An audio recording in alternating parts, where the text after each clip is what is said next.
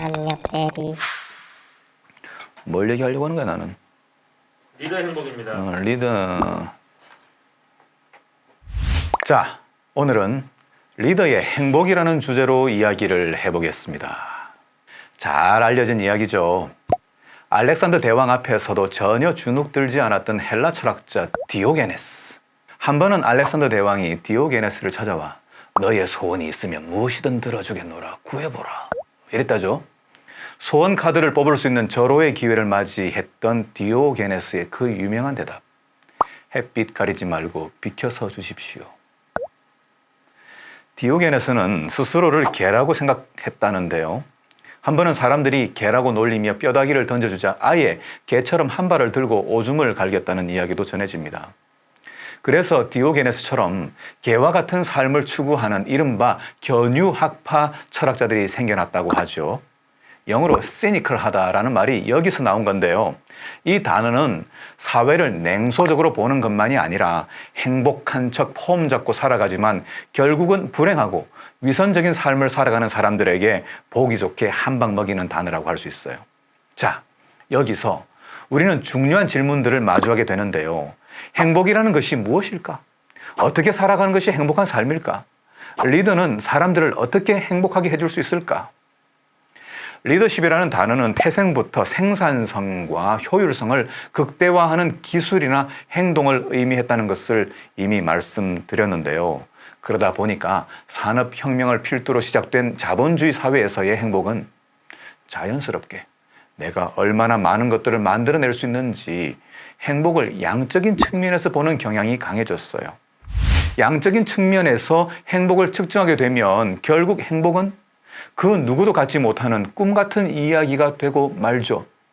한 개인이 얼마의 자산을 소유하고 또 생산성이 높다는 평가를 받는다 해도 더 조건이 좋은 사람 앞에서는 상대적인 박탈감을 가질 수밖에 없기 때문이겠죠. 인생을 평가한다는 것 자체가 말이 안 되는 것이지만 평가를 할 수 있다고 해도 과연 어떤 삶이 행복한 삶의 표준이 될 수 있나요? 강호동인가요? 이효일인가요? 교황인가요? 아니면 법륜 스님인가요? 사람의 행복이 어떤 사람처럼 되는 것이라는 전제 자체가 피조 세계의 다양성을 전면 부정하는 것 아니겠어요? 꽃이라고 다 같은 꽃이 아니듯 사람이라고 모두가 같을 수 없잖아요.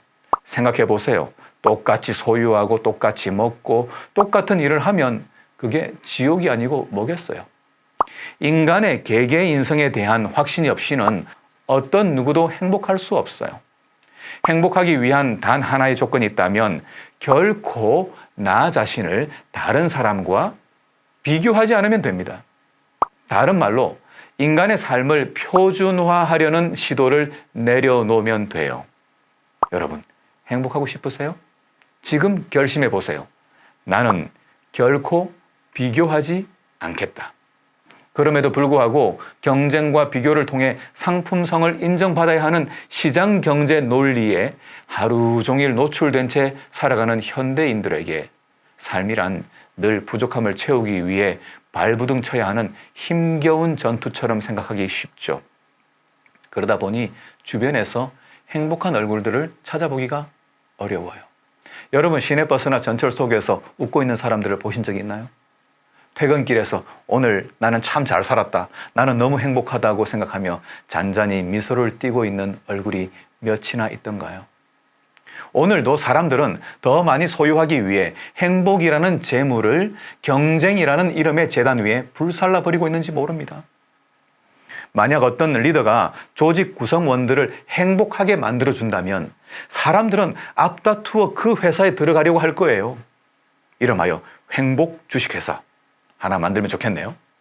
어떻게 하면 사람들을 행복하게 해주는 리더십이 가능할까요? 사이먼 사이넥의 책 리더는 마지막에 먹는다에는 종신고용을 고집한 넥스트 점프라는 온라인 종합 쇼핑몰 회사를 소개하고 있습니다. 이 회사는 일단 채용하면 직원들을 평생 가족처럼 여겨서 계약직이라는 시스템을 아예 거부하는 회사입니다. 직원들이 회사에 손해를 끼치는 일을 혹 만들어내더라도 부진한 성과로 해고되는 일은 결코 없을 것이라고 약속합니다. 오히려 직원들은 해고되는 대신 슬럼프에 빠진 운동선수처럼 지원을 해주는 거죠. 직원들이 임무를 보다 더 잘 수행하기 위해 필요되는 기능과 자질을 갖출 수 있도록 오히려 투자를 하는 것이죠. 마치 자녀들 중에 수학 능력이 다소 모자란 자녀가 있으면 집에서 쫓아내는 대신에 더 좋은 학습 환경을 만들어주는 부모의 마음과 맥락을 같이 하는 것이죠. 이런 회사라면 직원들의 충성도는 어떨까요? 2012년 10월 이후 생산성이 30배 성장하였고 500대 1의 입사 경쟁률, 이직률은 업계 평균인 40%에 비해 겨우 1%에 불과하였고 연봉 역시 20% 상승하였습니다. 사이넥은 또 다른 사례를 소개합니다. 공업용 대형 기기를 만드는 베리 웨밀리라고 하는 회사는 2008년 주식시장의 붕괴와 함께 심한 타격을 입었습니다. 회사는 인원을 대폭 감원해야 하는 상황을 맞이했습니다. 하지만 회사는 정리해고 대신에 의무 무급 휴가제를 선택했습니다. 모든 직원들이 얼마간 무급 휴직을 하는 길을 선택한 것이죠. 이 선택은 엄청난 결과를 불러왔습니다. 그동안 회사가 어떻게 직원들을 대해왔는지를 아는 직원들은 이 어려운 상황에서 오히려 감동적인 스토리를 만들어내었어요. 무급 휴직을 하게 되면 당장 생활이 어려운 직원들이 있음을 아는 동료들이 그들을 위해 대신해서 무급 휴직을 사용하는 일들이 벌어졌습니다.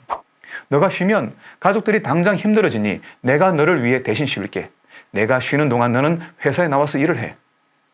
평소에 사람을 가장 중요한 우선순위로 지켜온 이 회사의 직원들은 위기가 찾아왔을 때에도 그 가치를 지킬 수 있었습니다. 사람을 대체 가능한 하나의 부속으로 생각하고 표준을 정하고 평가를 통해 상벌을 내리는 시스템 속에서는 행복이라는 것이 단지 승진이나 봉급 인상 등과 같은 정량적 형태의 보상이 주어질 때나 가질 수 있는 휘발성 행복일 수밖에 없어요. 하지만 세상이 무너져도 지켜내야 하는 인간의 가치를 숨가쁜 생산 현장 속에서도 가장 중요한 우선순위로 지켜내는 조직에서는 본질적 행복을 지켜낼 수 있는 것이죠. 여러분은 어떤 리더인가요? 이 질문은 여러분에게 가장 중요한 우선순위는 무엇인가요? 라는 질문과 같습니다. 사람을 평가적 잣대로 측정하여 중요도로 평가하는 대신 사람을 있는 그대로 존중하며 구성원들이 성장할 수 있도록 돕는 리더. 기술이 사람을 위협하는 이 시대가 가장 필요로 하는 바로 그 사람 아닐까요? 인간은 기계가 아니라 사람이니까요.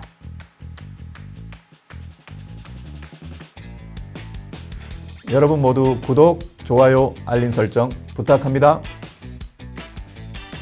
믿기지 않겠지만 다음이 마지막이에요.